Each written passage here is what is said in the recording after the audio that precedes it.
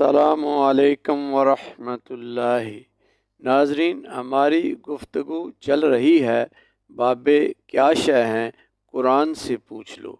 اس عنوان کے تحت آج چوتھے حصے میں ذیلی عنوان ہے اولیاء و صوفیاء کاملین کا مقام و مرتبہ۔ اولیاء اللہ اور صوفیاء کرام یعنی بزرگان دین کی پہچان، علامات و صفات جاننے کے ساتھ ساتھ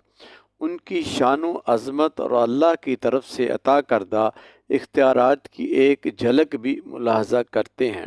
تاکہ پتہ چل جائے کہ بابے کیا شے ہیں اور ان کے اختیار میں اللہ نے کیا رکھا ہے۔ صاحب قرآن نبی صادق صلی اللہ علیہ وسلم نے ولی کامل کی پہچان کی 3 صفات و علامات بیان فرمائیں۔ پہلی علامت من ذکرکم اللہ رؤیتہ، کہ ولی کی صورت دیکھو تو خدا یاد آ جائے۔ دوسری وزاد فی علم کا منطقہ، ولی کی بات سنو تو دین کی حکمت سمجھ میں آ جائے۔ اور تیسری نشانی بتائی کہ ذکرکم الآخرۃ عملہ، اور اس کا عمل دیکھو تو آخرت یاد آ جائے۔ مختصراً ولی کامل اور صوفی باصفہ وہ جو بندے کا ٹوٹا ہوا رشتہ اس کے رب سے جوڑ دے، ولی وہ جو بندہ دنیا کو بندہ دین بنا دے، اور جس کے عمل کو دیکھنے کے بعد بندے کے دل میں حرص و ہوس کی جگہ فکر آخرت جاگ جائے، اور بندے کو خود غرضی اور حرص و ہوس کی دنیا سے نکال کر مال کے حقیقی کے در پہ جھکا دے، اور بندے کے دل میں دوسروں کے لیے ایثار و ہمدردی کے جذبات امڈ آئیں۔ قرآن مجید میں شان و عظمت اولیاء کا ایک دوسرا حوالہ جاننے سے پہلے آئیے زبان مصطفیٰ سے یہ فرمان خدا بھی سن لیں کہ بندہ ولی متصرف فی الکائنات کیسے بنتا ہے۔ ولی اللہ پہلے اللہ کا محب، ایسا کہ اس کی زندگی کا ہر لمحہ اللہ کی اطاعت و فرما برداری اور تقوی میں گزرتا ہے، اور وہ اللہ کے احکام سے سر منہ انحراف یا روگردانی نہیں کرتا۔ اور پھر یوں محب جب اللہ کا محبوب بن جاتا ہے تو اللہ اپنے ولی کو متصرف فی الکائنات یوں بنا دیتا ہے کہ فرمایا جب بندہ ولی فرائض پر استقامت کے ساتھ ساتھ نوافل ادا کرتے کرتے اللہ کا قرب خاص حاصل کر لیتا ہے تو اس پر رب ذوالجلال کی عطاؤں کا عالم یہ ہو جاتا ہے کہ اللہ فرماتا ہے میں اس بندے کے کان بن جاتا ہوں جن سے وہ سنتا ہے، میں اس کی آنکھیں بن جاتا ہوں جن سے وہ دیکھتا ہے، میں اس کے ہاتھ بن جاتا ہوں جن سے وہ پکڑتا ہے، اور میں اس کے پاؤں بن جاتا ہوں جن سے وہ چلتا ہے۔ اور پھر جب بھی وہ کچھ طلب کرتا ہے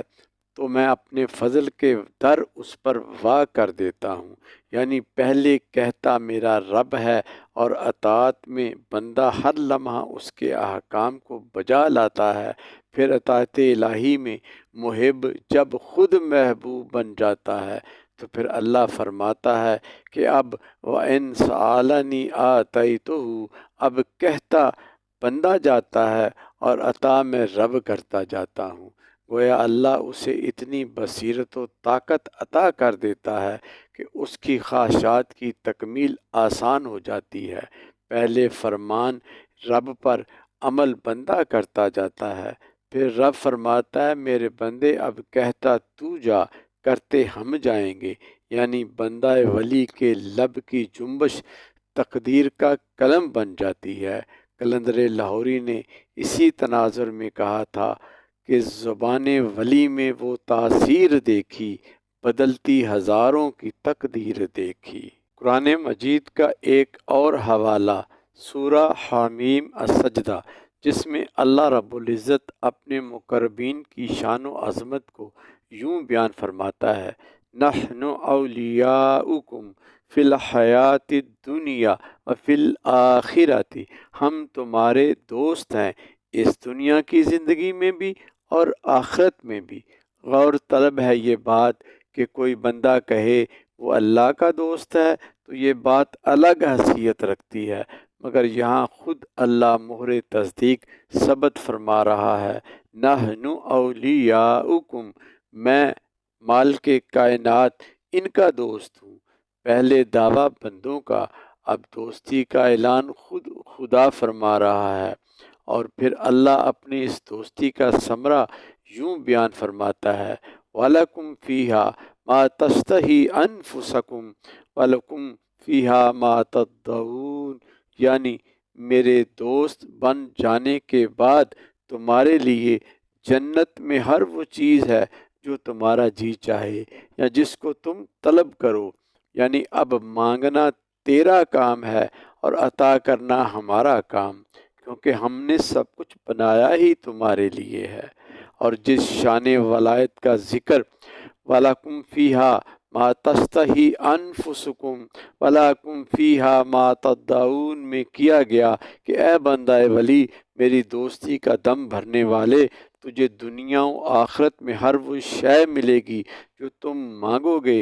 دنیا میں جو مانگا بندہ ولی کو متصرف فی الکائنات بنا کر دیا، اور یہ وعدہ میرے رب کا ہے کہ آخرت میں بھی جو مانگو گے وہ ملے گا۔ آخرت میں ولی تو جو مانگے گا اسے ملے گا، یہ میرے رب کا وعدہ ہے۔ مگر سوال پیدا ہوتا ہے کہ کیا متعلقین، متوسلین و مریدین کے لیے بھی کچھ ان کے اختیار میں ہوگا؟ حضرت امام ابو حازم حضرت سہل بن سعد رضی اللہ عنہ سے روایت کرتے ہیں کہ حضور نبی اکرم صلی اللہ علیہ وسلم نے فرمایا، میری امت کے 70,000 یا 7 لاکھ، راوی کو تعداد پر شک ہے، افراد جنت میں ایسے داخل ہوں گے کہ وہ ایک دوسرے کو مضبوطی سے تھامے ہوئے ہوں گے۔ ان میں سے پہلا شخص اس وقت تک جنت میں داخل نہیں ہوگا جب تک ان کا آخری فرد بھی داخل نہ ہو جائے، یعنی وہ اپنے چاہنے والے متعلقین و متوسلین ہزاروں لاکھوں افراد کی نگرانی کر رہا ہوگا۔ ان کے چہرے 14ویں رات کے چاند کی طرح روشن ہوں گے۔ یہ صحیح بخاری اور صحیح مسلم کی متفق علیہ حدیث ہے،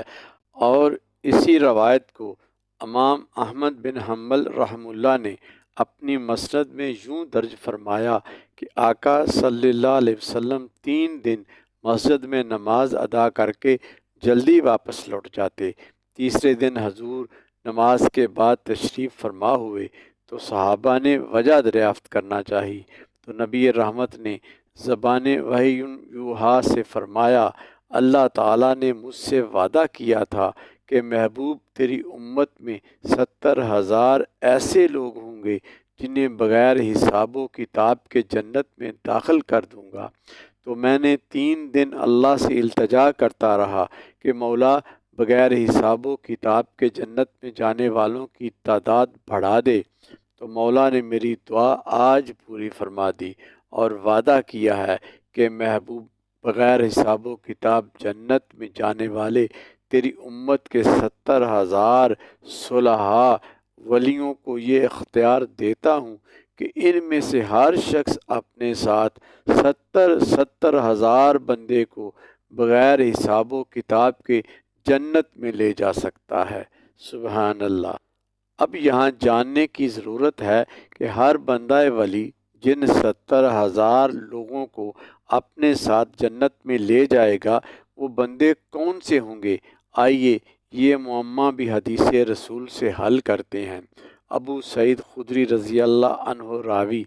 کہ اولیاء اللہ معاشر میں جنت کا حکم پا کر رک جائیں گے، عرض کریں گے، مولا آج ہماری غیرت گوارا نہیں کرتی کہ ہم جنت میں چلے جائیں اور وہ ہماری نسبت والے جہنم میں رہ جائیں۔ اس پر اللہ اپنا فضل و کرم فرمائے گا اور حکم ہوگا، اذهبوا فاخرجوا من عرفتم منہم، جاؤ انہیں پہچان لو جنہوں نے راہ ہدایت میں تمہارا ہاتھ پکڑا تھا، اور پہچان کر انہیں دوزخ سے نکالو اور اپنے ساتھ جنت میں لے جاؤ۔